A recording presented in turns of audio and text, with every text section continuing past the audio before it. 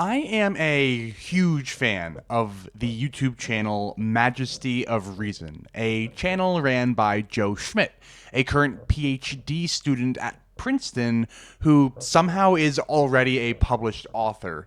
Joe's resume is seriously impressive, and so when I saw that he was doing an AMA and Ask Me Anything, I knew that I wanted to leave him a question. The first question that came to my mind was, probably unsurprisingly, religious in nature. See, I knew that Joe, like me, grew up Catholic and is currently agnostic. So I wanted to ask him why. What made you stop calling yourself Catholic?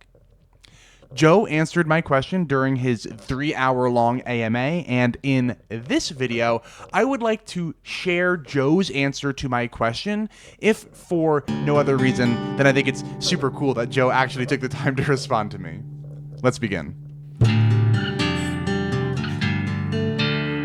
Here is Joe reading and responding to my question. Non-traditional Catholic. You were Catholic at one point.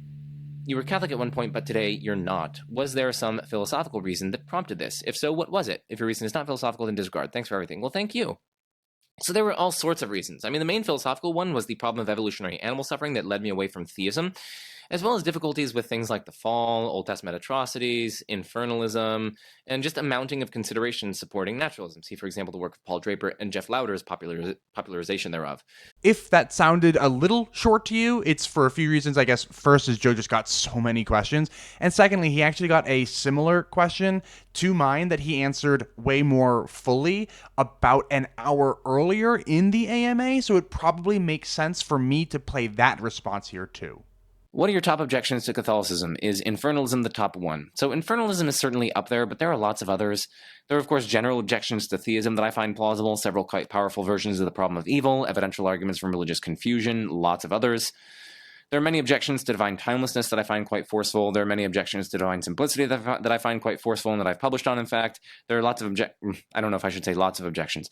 There is at least one objection to creation ex nihilo that I find reasonably plausible. It comes in the form of Felipe Leon's published article. It's either published or forthcoming, entitled like The Problem of Creation Ex Nihilo, A Problem for Traditional Theism, or something like that. You can find it by searching it up on his academia.edu page. I find that a reasonably plausible argument. There are implausible ethical claims with lots of arguments against them, for example, about homosexuality and contraception. There are Old Testament atrocities. Now, again, Catholics aren't bound to thinking that those like literally happened exactly as depicted in the biblical texts. But there is just the fact that this is simply not what we would expect a perfect being to ensure that it's depicted as doing in its special holy book. And you might think that those other readings are not particularly natural and not particularly plausible, given the relevant historical stuff. And anyway, I'm not going to get into that. There are also objections to the coherence of the Trinity that I have worries about the Trinity and Trinitarianism. Also, to make sense of transubstantiation, you arguably need some pretty hefty metaphysical views about substance and accidents that many contemporary philosophers have challenged on many entirely independent grounds in the metaphysics literature, and so on and so on and so on and so on. So all of these things and many more worry me to varying extents. And so I'm just trying to give you a glimpse into, some of the top objections. For the rest of this video, I don't even think that I want to talk about any of Joe's responses specifically. I would like to discuss something a little higher level. I would like to discuss the certainty with which Catholics claim to hold their faith and why I am both jealous and skeptical about that certainty. In both clips, Joe talked about the various problems of evil, of animal suffering, of modal collapse, and others.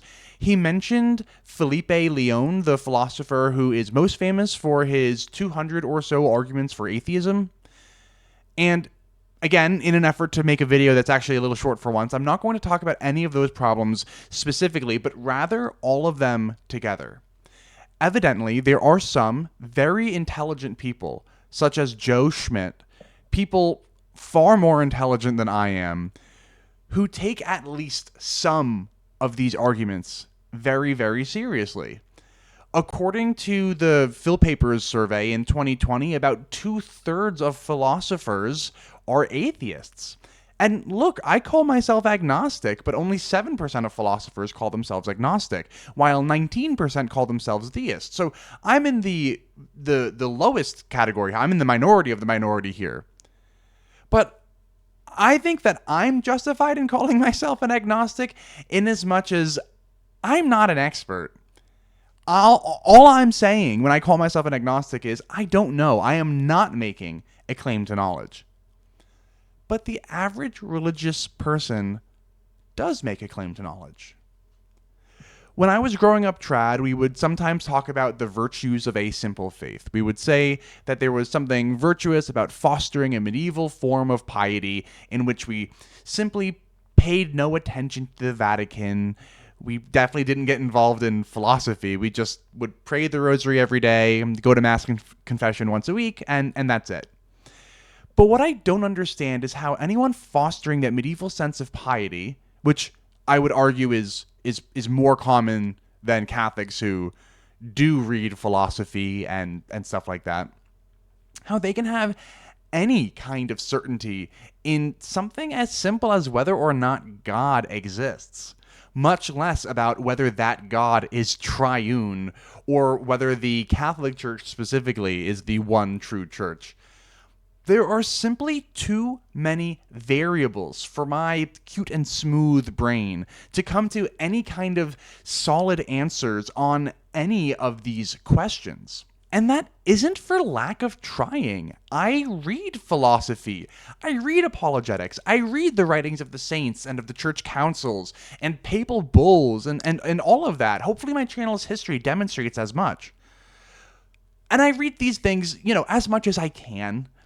I am not a grad student working on a degree in church history such that all of my time is spent reading these materials. I do have a real job, but I also don't have kids.